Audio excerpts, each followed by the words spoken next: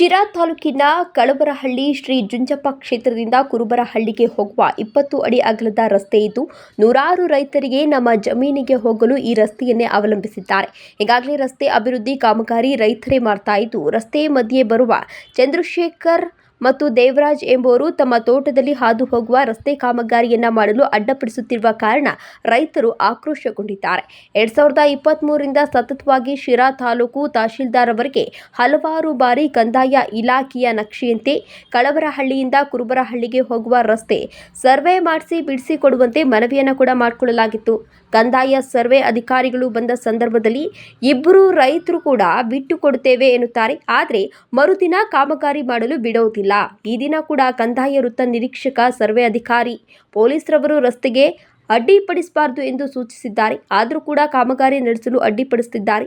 ಈ ಬಗ್ಗೆ ತುಮಕೂರು ಜಿಲ್ಲಾಧಿಕಾರಿಗಳು ಮಧ್ಯಪ್ರವೇಶಿಸಿ ರಸ್ತೆ ಸಂಚಾರಕ್ಕೆ ಅನುಕೂಲವನ್ನ ಮಾಡಿಕೊಡುವಂತೆ ರೈತರು ಕೂಡ ಒತ್ತಾಯಪಡಿಸಿದ್ದಾರೆ. ಈ ಸಂದರ್ಭದಲ್ಲಿ ರೈತರಾದ ಜುಂಜಯ್ಯ, ಮಂಜುನಾಥ್, ಕೆಆರ್ ರಮೇಶ್, ಲಕ್ಷ್ಮಣ ಭೂತೇಶ್, ಸಂತೋಷ್, ಗೌಡಿಗೆರೆ ಹೋಬಳಿ ಕಂದಾಯ ವೃತ್ತ ನಿರೀಕ್ಷಕ ಗೋಪಾಲ ಭಜಂತ್ರಿ, ಗ್ರಾಮ ಲೆಕ್ಕಾಧಿಕಾರಿ ಸೇರಿದಂತೆ ಹಲವಾರು ರೈತರು ಉಪಸ್ಥಿತರಿದ್ದರು.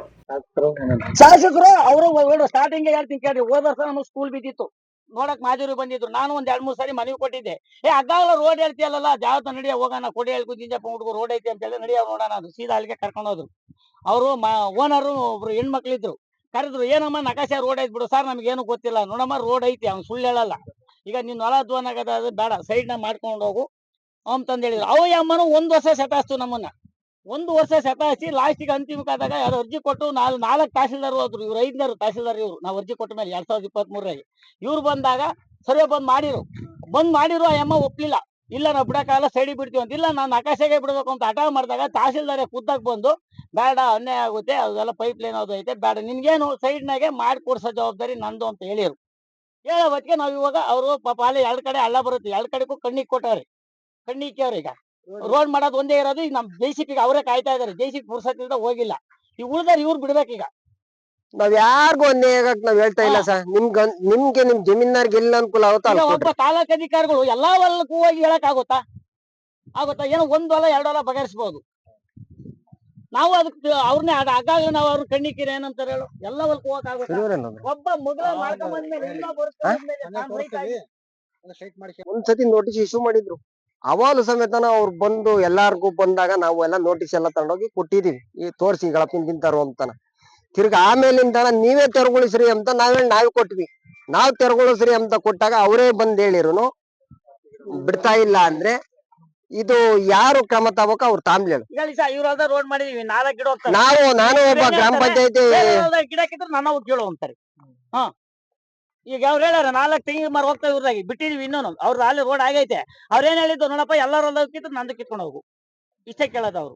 ಇವಾಗ ಗೌಡ್ರೆ ತಹಸೀಲ್ದಾರೇ ಬಂದು ನಾನು ಆಡಿಷನ್ ಕೊಡ್ತೀನಿ ಅಂತಂದ್ ಇವಾಗ ಅವ್ರ ಚೇಂಬರ್ನಾಗೆ ಹೇಳೇವ್ರಿ. ಇವಾಗ ಅವ್ರು ಬರೋತಕ ಕಾಯ್ಯಾನ ಅಷ್ಟೇ, ಇನ್ನೇನಿಲ್ಲ. ನಾವು ಜಿಂಜಪುಡಿ ಸ್ಟಾರ್ಟಿಂಗ್ ಏನೇ ಬಂದಿದ್ರು. ನಾವ್ ಇಲ್ಲ ನಕಾಶಿ ರೋಡೇ ಕೊಡ್ಬೇಕು ಅಂತ ಹಠ ಮಾಡೋ ಹೊತ್ತಿಗೆ, ನೋಡಪ್ಪ ಕಾನೂನಾಗೆ ಸೈಡ್ ಕೊಡಕ್ ಆದ್ಯತೆ ಐತೆ. ಅವ್ರಲ್ದ ನಾ ಅವ್ರಿಗೆ ರೋಡ್ ಮಾಡಿಸ್ಕೊಡಕ್ ಹೇಳ್ತೀನಿ. ನೀವು ಮುಂದೂ ಅಷ್ಟೇ ಯಾರ ರೈತರಿಗೂ ನಕಾಶಿಯಾಗೆ ಬಿಡಕ್ ಆಗಲ್ಲ, ಸೈಡ್ ನ ಕೊಡ್ತೀನಿ ಅಂದ್ರೆ ಅಲ್ಲೇ ಮಾಡ್ಕೊಂಡು ಹೋಗ್ಬೇಕು, ನೀವು ನಕಾಶಿನೇ ಹಠ ಮಾಡಂಗಿಲ್ಲ ಅಂತ ಅವರೇ ನಮ್ಗೆ ವಾರ್ನಿಂಗ್ ಕೊಟ್ಟಿದ್ರು. ಅವರೇ ವಾರ್ನಿಂಗ್ ಕೊಟ್ಟಿದ್ರು. ಒಬ್ಬ ರೈತಂದು ಅವ್ನ ಎಲ್ಲಿ ಜಮೀನ್ ಐತೆ, ನೀನ್ ಎಲ್ಲಿಂದ ಬಿಡ್ತೀಯಪ್ಪ, ನಿನ್ ಹೊಲ್ದಾಗ ಕೆಲಸ ಮಾಡ್ತಾ ಐತೆ ಅಂತ ಹೇಳಿ ಅಲ್ಲಿಂದ ಅವ್ರ ತಗಳಿಂದ ಬಿಡ್ರಿ, ತೋಟ ಇದ್ರು ಬಿಡ್ರಿ, ಸೈಡ್ ನಾಗೆ ಬೈಲ ಕೊಟ್ರು ಮಾಡ್ಕೊಂಡು ಹೋಗ್ರಿ ಅಂತ ಹೇಳಿದಾರೆ ಅವ್ರು. ನಾವು ಅದರಂತೆ ಪಾಲಿಸಿದೀವಿ. ಬರ್ತಾರೆ ಹೆಂಗ ಗೊತ್ತಿಲ್ಲ ಸಾ. ಇವಾಗ ಕಳಿಸಿದ್ದಾರೆ. RIS ಸರ್ ಬಂದಾರೆ, ಸೆಕ್ರೆಟರಿ ಸಾಹೇಬ್ರು ಬಂದಾರೆ, ಈಗ ನಮ್ಮ ತಾವರೆಕೆರೆ ಇದರಿಂದ ಪೊಲೀಸ್ನವ್ರು ಬಂದಿದ್ದಾರೆ, ಸರ್ವೆ ಆಫೀಸ್ನವ್ರು ಬಂದವ್ರೆ.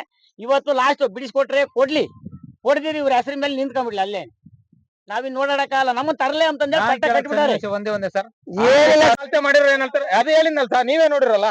ಆ ಕಡೆಗೆ ಐತೆ ಈ ಕಡೆಗೆ ಐತೆ, ನಿನ್ಗೆ ನ್ಯಾಯವಾಗಿ ಅಳಿಯಕ್ ಬರಲ್ಲ ಅಂತ ಹೇಳಿ ಅಳಿಯರ್ ಮೇಲೆನೆ ಡಿಪೆಂಡ್ ಆಗಿ ಹೋಗ್ತಾ ಇದ್ದಾರೆ. ಸರಿ, ಅಳಿಯರ್ ಮೇಲೆನೆ. ಅಳಿಯರ್ 3rd ಕ್ಲಾಸ್ ಅಥವಾ ಸರ್ಕಾರ 3rd ಕ್ಲಾಸ್ ಮಾತಾಡ್ಬೇಕು, ಇಲ್ಲ ಅಂತ ಅಲ್ಲ. ಯಾಕೆ ಗೊತ್ತಾ, ಅಳಿಯರ 3rd ಕ್ಲಾಸ್ ಗತ್ತಾಗಿ ಮಾತಾಡ್ಬೇಕು ಸರ್.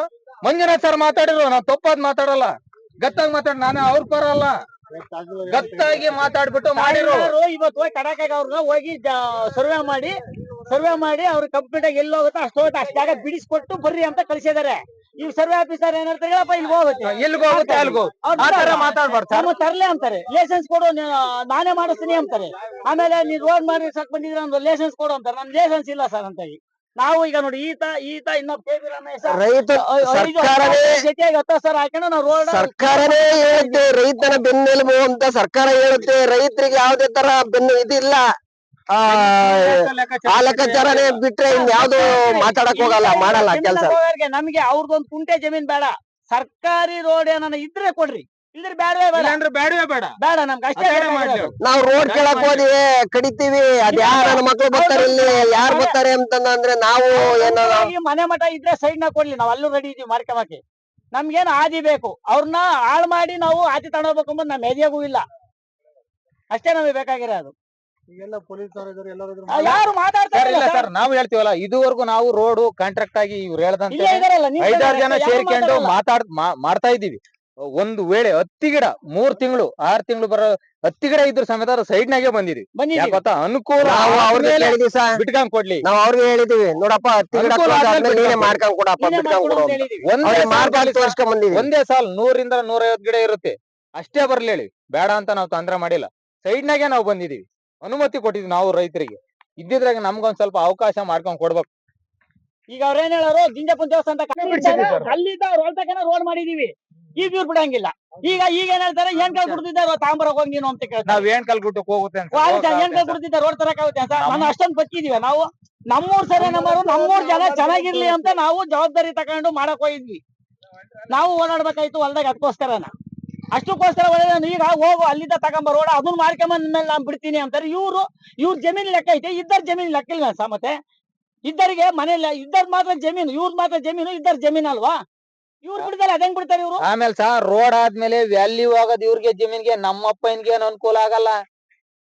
ಇದನ್ನು ಸತ್ಯವಾಗಿ ಹೇಳ್ತೀನಿ ಕೇಳ್ಸ, ರೋಡ್ಗೆ ತರಲೆ ಮಾಡಿದವ್ರು ಯಾವತ್ತೂ ಉದ್ದಾರ ಆಗಲ್ಲ. ಇಲ್ಲ ಏನು? ಸರ್, ನಮ್ಗೆ ಅವ್ರಿಗೆ ವ್ಯಾಲ್ಯೂ ಜಾಸ್ತಿ ಆಗೋದು. ಅವ್ರ ತೋಟ ಕಿತ್ ಕೊಡ್ಲದ್ ನಮಗೆ ಬೇಕಾಗಿಲ್ಲ, ಸೈಡ್ ನ ಕೊಡ್ಲಿಲ್ಲ ನಾವು ಮಾಡ್ಕೊಂಡು ಅವ್ರೆಲ್ಲನ ಕೊಡ್ಲಿ ಸಾ, ಅವ್ರ ಹೊಲ್ದಾಗ ಸೈಡ್ ಅವ್ರೆಲ್ಲನ ಕೊಡ್ಲಿ.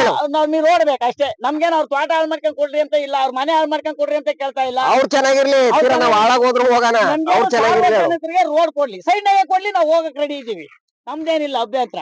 ಏನಾಯ್ತಾ ಸರ್ಕಾರದ ಅನುಮತಿ ಪ್ರಕಾರ ಅವ್ರ ನಾವು ಹೋಗ್ತೀವಿ ನಕಾಶೆಗೆ ಸರ್. ನಕಾಶಿನೇ ಕೇಳಿಲ್ಲ ನಾವು. ಒಟ್ಟಿಗೆ ಅವ್ರ ಹೊಲ್ದಾಗ ನಕಾಶೆಗೆ ಐತಾ, ಅಲ್ಲಿ ಕೊಡಕ್ ಅವಕಾಶ ಇಲ್ವಾ? ಬೇರೆ ಕಡೆ ಕೊಡ್ಲಿಲ್ಲ, ನಾವು ಮಾಡ್ಕೊಂತೀವಿ. ನಾವ್ ನೋಡಿ ಸಾ, ಇವಾಗ ರೆವಿನ್ಯೂ ಒಳಗೆ ಏನ್ ಹೇಳಿರೋ ಅಂದ್ರೆ